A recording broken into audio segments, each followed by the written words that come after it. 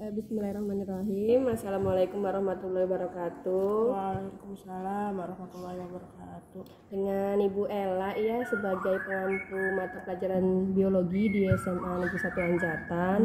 Izinkan saya menyampaikan beberapa pertanyaan terkait permasalahan yang saya ambil dan untuk implementasinya nanti ke model pembelajaran PJBL sama PBL. Yang pertama PJBL dulu ya Bu ya, pembelajaran berbasis proyek. Selama ini apakah Ibu pernah melakukan pembelajaran berbasis proyek? Dalam pembelajaran pernah.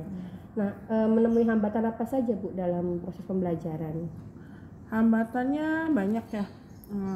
Beberapa diantaranya itu mungkin waktu ya dalam pembelajaran berbasis proyek itu, jadi membutuhkan banyak waktu dalam menyelesaikan masalahnya. Kemudian yang kedua itu adalah membutuhkan biaya yang lebih besar. Soalnya kan karena lama waktunya pasti biaya yang dikeluarkannya akan lebih besar. Kemudian ada beberapa siswa yang kurang aktif juga. Ya, mungkin hanya mengerjakan pembelajaran itu pada siswa-siswa tertentu saja. Jadi yang lain, kelompok yang lainnya misalkan atau anggota kelompok lainnya hanya ya diam saja ataupun hanya cuma melihat saja seperti itu. Kalau manfaat atau kelebihan yang Ibu rasakan gitu, keuntungannya menggunakan pembelajaran proyek itu apa? Banyak ya, terutama untuk memotivasi anak-anak itu biasanya anak-anak itu lebih senang pembelajaran yang langsung pada objeknya, ya langsung diterapkan pada objeknya, itu biasanya lebih memotivasi anak. Kemudian anak-anak itu biasanya lebih mulai ada berpikir kritisnya kalau memecahkan suatu masalah, apalagi dilihat menggunakan objeknya langsung. Kemudian ada kolaborasi juga, kemudian ya lebih aktif aja ke peserta didiknya, seperti itu. Peserta didik lebih aktif ya Bu.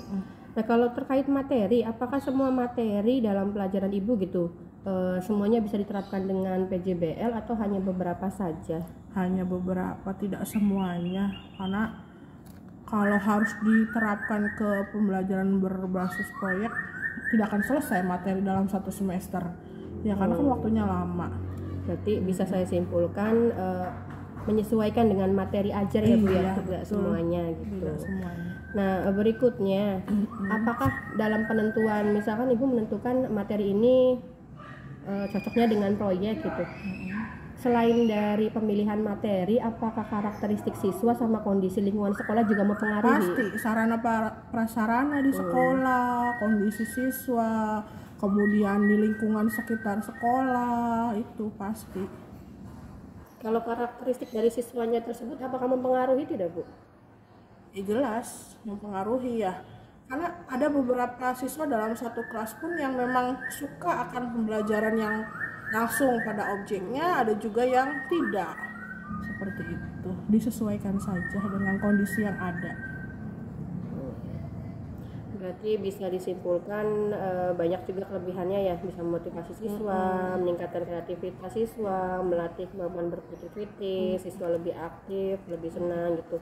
Tapi di balik kelebihan juga terdapat kelemahan ataupun hambatan-hambatan. Kalau tadi berbasis proyek ya Bu, nah sekarang berbasis masalah atau disingkatnya PBL atau problem based learning. Kalau untuk PBL, Ibu pernah melakukan tidak gitu dalam pembelajaran berbasis masalah? Pernah.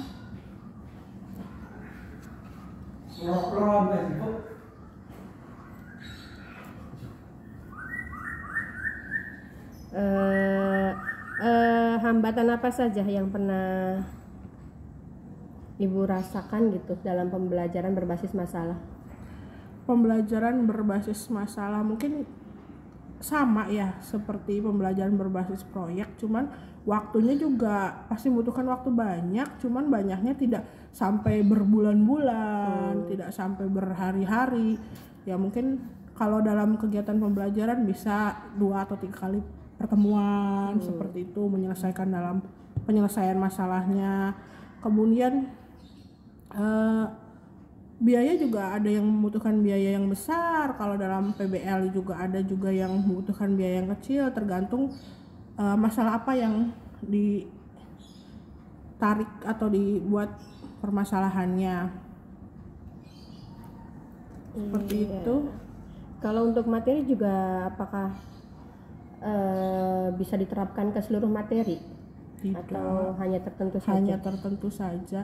Biasanya kalau dalam PBL tuh lebih cenderung ke materi-materi yang ada di kelas 10, karena materi-materi kelas 10 dalam biologi itu masih dasar. Kemudian biar siswa juga lebih paham itu ya harus diberikan suatu masalah seperti itu.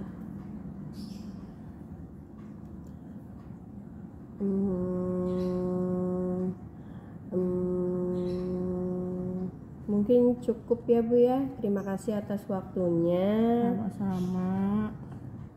Semoga bisa bermanfaat untuk semuanya dan Ibu juga bisa lebih meningkatkan lagi untuk proses pembelajaran. Amin. Terima kasih. Assalamualaikum warahmatullahi wabarakatuh. Waalaikumsalam warahmatullahi wabarakatuh.